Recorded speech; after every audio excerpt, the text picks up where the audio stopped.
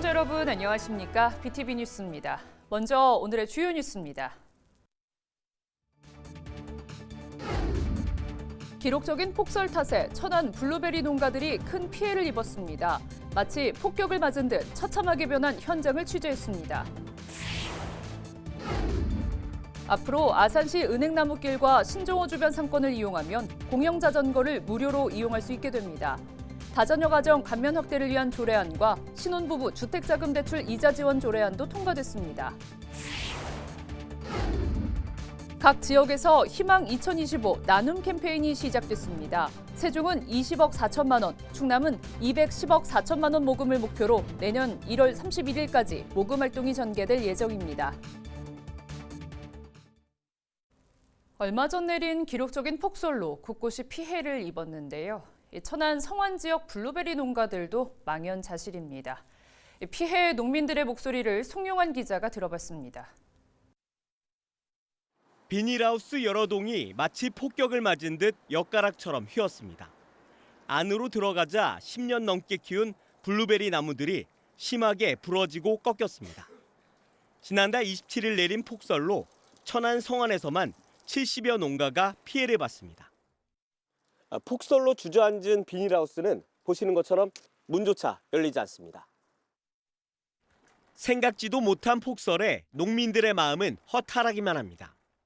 그냥 여기 다 스마트 시설을 한 거예요, 이게. 근데 그냥 뭐 그런 시설 자체가 다 무너져 버렸으니까 다 끝난 거고, 이제.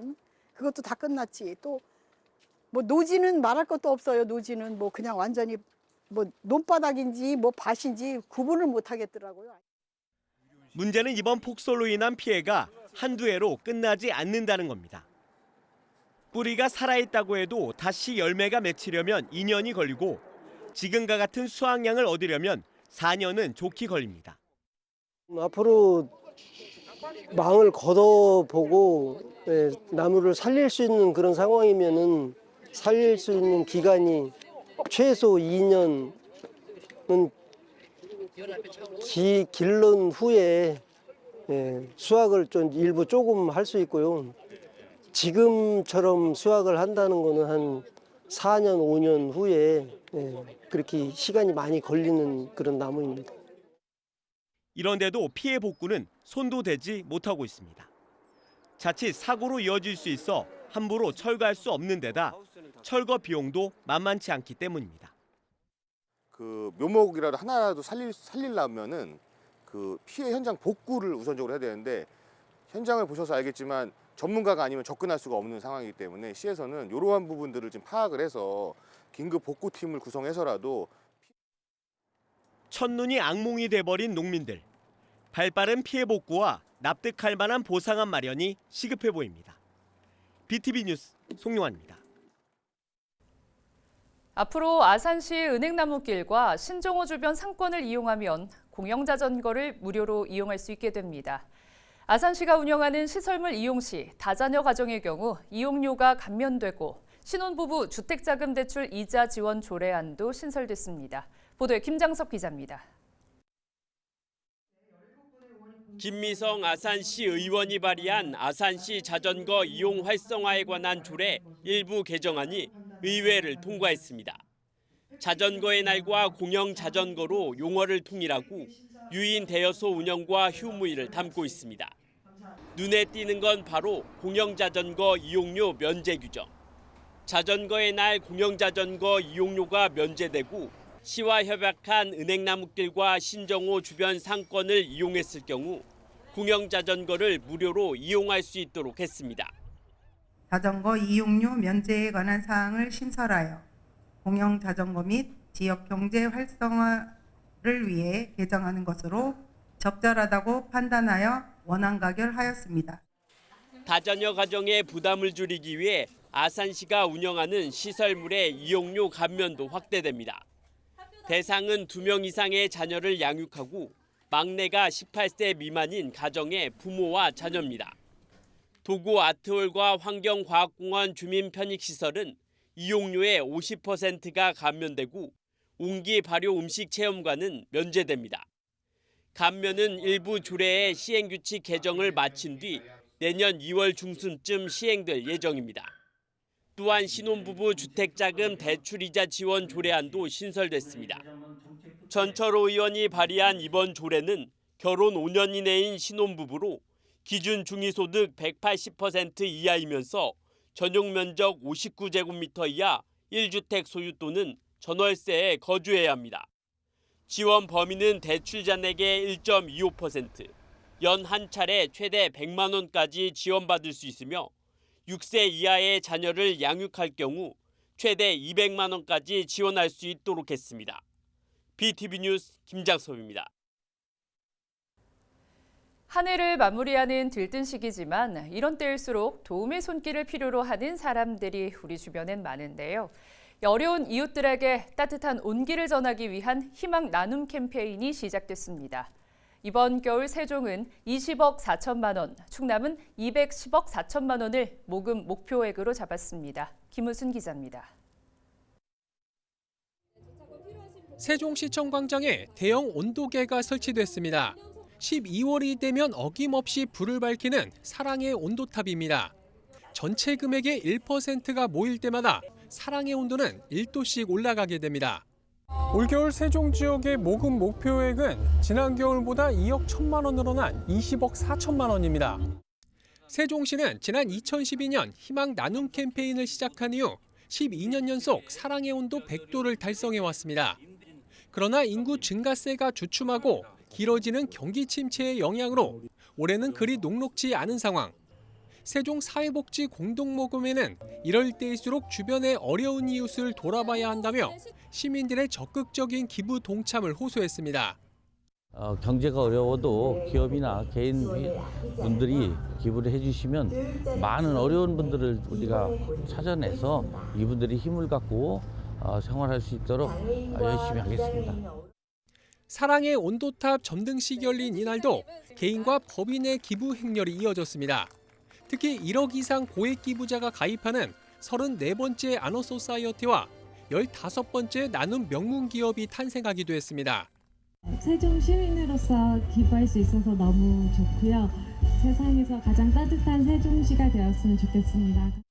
같은 날 충남도 역시 도청광장에서 사랑의 온도탑 제막식을 가졌습니다. 올겨울 충남의 목표액은 210억 4천만 원으로 지난 겨울보다 10억 1천만 원 늘었습니다. 한편 희망 2025 나눔 캠페인은 내년 1월 31일까지 계속되며 시민들의 정성이 모인 성금은 주변의 어려운 이웃을 위해 쓰일 예정입니다. BTV 뉴스 김우순입니다. 세종시의 체육시설 확충을 위해 추진됐던 오관왕뜰 근린공원의 체육공원 전환 문제가 정부의 중앙투자심사에서 고배를 마신 사실이 뒤늦게 알려졌습니다. 미숙한 행정을 지적하는 목소리가 나오고 있는 가운데 앞으로도 열악한 시 재정 여건 탓에 가시밭길이 예상되고 있습니다. 김우순 기자의 보도입니다. 세종시 신도시 일생활권과 육생활권 사이에 있는 오관왕뜰 근린공원입니다. 숲속 산책 코스와 여러 체육시설 등을 갖춘 이 공원의 전체 면적은 61만여 제곱미터 규모로 축구장 85개 크기에 이릅니다. 인근 주민들을 위한 휴식과 생활체육의 허브 공간으로 자리 잡았지만 현재 시설만으론 부족하다는 지적이 나옵니다. 오관왕뜰 공원을 중심으로 일생활권과 육생활권이 위치해 있는데요. 이 두 생활권에 세종시 40만 전체 인구의 약 3분의 1이 살고 있습니다. 반면에 체육시설은 상대적으로 많이 부족한 형편입니다. 이에 따라 지난해 이곳을 체육공원으로 조성하기 위한 타당성 연구 용역을 실시했고 이를 토대로 올 4월엔 지방재정 중앙투자심사까지 받았습니다. 그러나 관련 절차를 이행하지 않았다는 등의 이유로 최종 반려 처분을 받았습니다. 지방재정법상 의회에 보고하도록 돼 있는 중기 지방재정계획 심의를 반드시 거쳐야 하는데 이 절차를 빠뜨린 겁니다. 반려처분 받을 것을 전혀 예상하지 못했고요. 왜냐하면 사전에 우리가 연구 용역을 진행하는 등 많은 준비를 했거든요. 그런데 정말 의외의 결과가 나왔습니다. 이것은 집행부가 연구 용역 자료를 적절히 활용하지 못한 측면이 큽니다. 집행부의 분발을 촉구합니다. 세종시는 사업을 서둘러 추진하기 위해 통상 10월에 있는 지방재정계획 심의를 통과하기에 앞서 정부의 중투심사를 신청했었다는 입장입니다. 결과론적으로는 고배를 마셨지만 최근 지방재정계획 심의를 통과하는 등 현재는 절차에 맞게 순서를 밟고 있다고 전했습니다.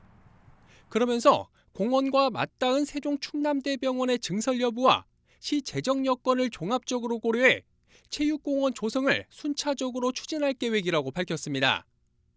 체육활동에 대한 수요와 관심이 날로 커지고 있는 만큼 오가낭뜰 근린공원의 체육공원 전환 추진은 보다 세심하게 추진될 필요가 있어 보입니다. BTV 뉴스 김우순입니다. 김태흠 충남도지사가 더불어민주당의 예산안 단독 처리 행보를 강하게 비판했습니다. 김 지사는 자신의 SNS를 통해 민주당이 망나니 칼춤 추듯 의회 독재를 하고 있다며 깡패 집단도 하지 않을 일이자 헌정사상 초유의 일이라고 말했습니다. 이어 야당의 예산안 감액으로 재난 대응과 민생 안전에 차질을 줄 것이라며 국민과 국가의 미래를 고려하라고 강조했습니다. 경찰이 여직원 성추행 혐의로 피소된 강성기 천안시 의원을 무혐의 처리한 것과 관련해 천안시청 공무원 노조가 유감을 표했습니다. 노조는 지난 2일 성명을 통해 지방의원과 소속 공무원 간의 절대적 위계관계를 철저히 외면한 경찰의 처사에 깊은 유감을 표한다며 이는 피해자뿐 아니라 모든 공직사회에 치명적인 실망감을 안기는 행태라고 비판했습니다. 이어 사건이 올바르게 해결될 때까지 피해자와 끝까지 함께할 것이라며 어떠한 부당한 간섭에도 굴하지 않고 싸울 것을 강력히 선언한다고 덧붙였습니다. 강 의원은 지난 7월 여성 공무원을 성추행한 혐의로 피소됐지만 경찰은 성적 자유를 침해할 정도는 안 됐다며 무혐의로 판단하고 검찰 불송치 결정을 내렸습니다. 세종 소방본부장이 올 연말 정년 퇴임을 앞두고 선발 과정을 거친 일선 소방공무원들과 외유성 해외 연수를 떠날 예정이었던 것으로 드러나 논란이 일고 있습니다. 일부 언론 보도 이후 논란이 확산되자 해당 본부장은 일정을 돌연 취소했고 일선 소방공무원 9명만 지난 1일 정상 출국했습니다. 그러나 해외 연수 일정 가운데 상당 부분이 주요 명소에 대한 관광과 체험 등으로 짜여져 실질적 교육 연수가 맞는지에 대한 의구심이 제기되고 있습니다. 이에 대해 소방본부는 호주 훈련기관의 임원 초청에 따라 본부장의 동행을 결정하게 됐지만 지난달 28일 시위에서 임기가 더 많은 후배 동료들에게 기회를 더 줬으면 좋았겠다는 의견이 나옴에 따라 본부장의 동행을 취소하게 됐다고 해명했습니다.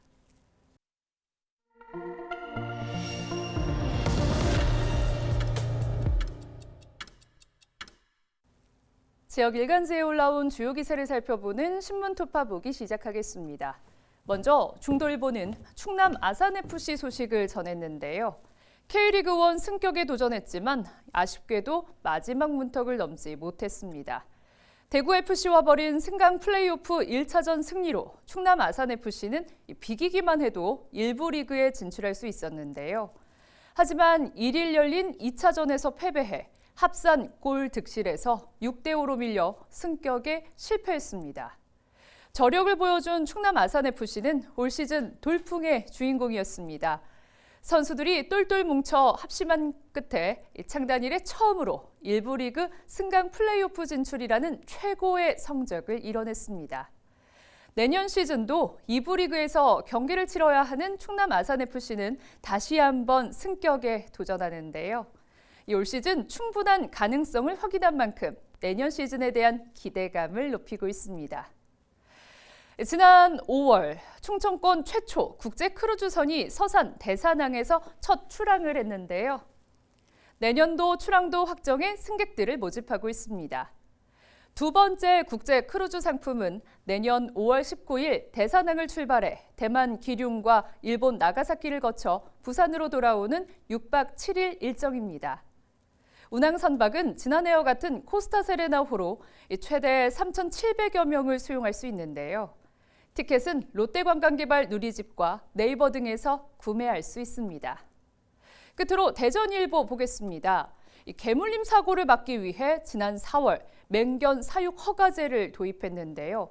충남 지역에서 사육하는 맹견은 모두 71마리로 나타났습니다.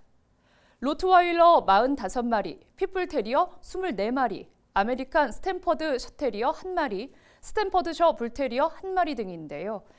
견주는 의무적으로 내년 10월 26일까지 기질평가 등을 거쳐 시도지사의 허가를 받아야 합니다. 현재 맹견 71마리 중 30여 마리가 신청을 했다고 하는데요. 충남도 관계자는 기질평가를 통과하면 등록이 가능하지만 그렇지 못하면 교육과 훈련 후 다시 기질평가를 받아야 하고 3번 모두 탈락하면 도기질평가위원회가 처리 방법을 심의해 결정한다고 밝혔습니다. 지금까지 지역신문 살펴봤습니다. 계속해서 사진 뉴스입니다. 세종시 한솔동 주민자치회가 일가족 일나무 아름다운 공원 가꾸기 행사를 개최했습니다. 나무를 배정받은 초등학생 18명과 가족들은 앞으로 1년간 나무가 건강하게 자랄 수 있도록 가꿔나갈 계획입니다. 천안 서북소방서가 초등학생 대상으로 실시한 불조심 포스터 공모전에서 최우수상으로 저학년 부부는 불무초 전지한 학생, 고학년 부부는 성정초 최윤서 학생의 작품이 선정됐습니다. 이어서 BTV AI 스튜디오로 제작한 간추린 소식입니다. 세종시는 제7회 농업인대상 시상식을 열고 지역 농업 발전에 기여한 농업인들을 격려했습니다. 모남숙 씨, 최정찬 씨, 김성환 씨가 각각 부문별로 수상하였으며 시상식은 농업인의 긍지와 자부심을 높이기 위해 지난 2018년부터 진행되어 왔습니다. 천안시는 청년 예술인을 지원하기 위해 추진한 안서 유니버스 사업을 7개월 만에 마무리했습니다. 이 사업은 5개 대학이 밀집한 안서동 일대를 청년 문화예술 공간으로 조성하기 위해 기획되었으며 지난 26일 성과 간담회를 끝으로 마무리되었습니다. 아산시는 신정호를 중부권 최고의 여가 힐링 공간으로 조성하기 위한 마스터 플랜 최종 보고회를 개최했습니다. 이 자리에서 지속 가능한 관리 계획과 자연미를 고려한 시설 설계, 관광 수익 모델 등이 논의되었습니다. 시는 의견들을 반영해 12월에 최종안을 수립할 예정입니다. 이상 간추린 소식입니다.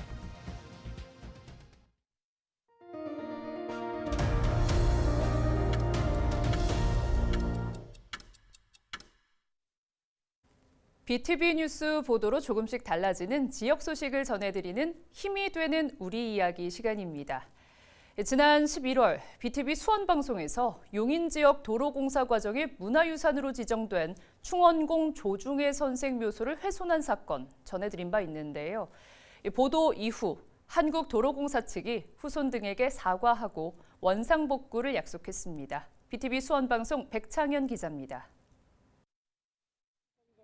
용인시 문화유산으로 지정된 묘소를 허가 없이 침범하고 봉분까지 잘라 수용한 한국도로공사. 수십 미터의 쇠말뚝, 록 앵커를 박아 넣어 후손들과 수년째 갈등을 빚어왔습니다. 묘의 주인인 조중해 선생의 후손들은 도로공사에 몇 차례 항의했지만 이렇다 할 대답도 얻지 못했습니다. 그러나 BTV 보도 이후 도로공사의 태도가 바뀌고 있다고 말합니다.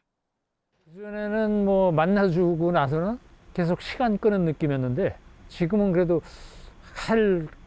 해주려고 하는 모습이 좀 보여요, 지금. 그래서 천만다행이라고 생각하고 있어요. 한국도로공사는 봉분을 침범해 설계한 부분을 되돌리고 지적도 변경을 위한 행정 절차에 들어갔다고 밝혔습니다. 후손 대표인 하만조 씨 종중 조현종 회장은 말뚝을 제거하고 터널 형태로 만들어 묘소를 지켜주길 바란다고 전했습니다. 그래서 그거를 우리는 그 앞에를 좀 안을 내려주시고 그 길을 터널로 해줬으면 좋겠다 하는 걸 지금 그 도로공사한테도 우리가 자꾸만 건의를 하고 있거든요. 이에 대해 도로공사는 묘소 아래로 들어간 록 앵커의 깊이를 측정하고 앵커의 길이를 판단해 후손들과 협의할 계획입니다. BTV 뉴스 백창현입니다. 올해로 창설 29주년을 맞은 단체가 있습니다. 천안 성완종축장 이전개발 범시민추진위원회인데요. 이 단체는 오랜 기간 지켜온 행사의 3원칙이 있다고 합니다. 어떤 내용인지 송용환 기자가 취재했습니다. 행사 시작 30분 전부터 길게 줄을 선 사람들. 650석이 넘는 자리가 금세 가득 찼습니다. 통상 이런 행사에는 객석 맨 앞자리에 기관 단체장들을 위한 내빈석을 마련하기 일쑤입니다. 그러나 이 단체는 다릅니다. 지난 1995년 창설된 종축장 이전개발 범시민추진위원회는 햇수로 30년 동안 행사의 3대 원칙을 고수하고 있습니다. 정시에 시작하고 내빈 소개는 없으며 앞자리는 시민이 앉는다는 겁니다. 이날 역시 공식 행사 시간인 오후 2시가 되자 예외 없이 행사가 시작됐습니다. 저희들이 아까 3대 원칙을 설명해드렸잖아요. 정시 시작한다고. 도지사님 조금 늦으신 줄 아는데 그럼에도 제 시간에 저희들은 시작하도록 하겠습니다. 시민이 들러리 서거나 시민이 박수 치러 오는 행사가 아니라 명실상부하게 시민이 주인이 되는 그런 행사를 추구하는 것이 우리의 전통이고 우리의 행사 문화입니다. 성안 종축장은 이러한 뚝심과 원칙에 힘입어 지난해 3월 미래 모빌리티 국가산업단지로 지정되는 성과를 이뤄냈습니다. BTV 뉴스 송용환입니다. 충남교육청이 2025학년도 초등학교 취약통지서 발급을 시작했습니다. 입학 예정 아동을 둔 보호자는 오는 20일 자정까지 정부24 누리집을 통해 온라인으로 취약통지서를 발급받을 수 있습니다. 올해 취약 대상은 2018년에 출생한 6세 아동과 전년도 미취학 아동, 5세 조기 입학 아동 등입니다. 입학을 연기하거나 조기 입학을 희망하는 보호자는 이달 말까지 관할 읍면동 주민센터에 방문해 신청서를 제출해야 합니다. 이상으로 BTV 뉴스를 모두 마칩니다. 시청자에게 힘이 되는 뉴스로 다시 찾아뵙겠습니다. 시청해주신 여러분 고맙습니다.